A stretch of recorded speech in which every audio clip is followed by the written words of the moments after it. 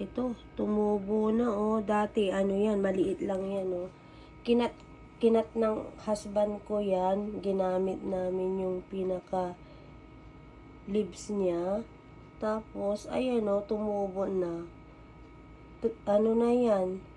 3 days, tumubo na. Diba, humaba siya.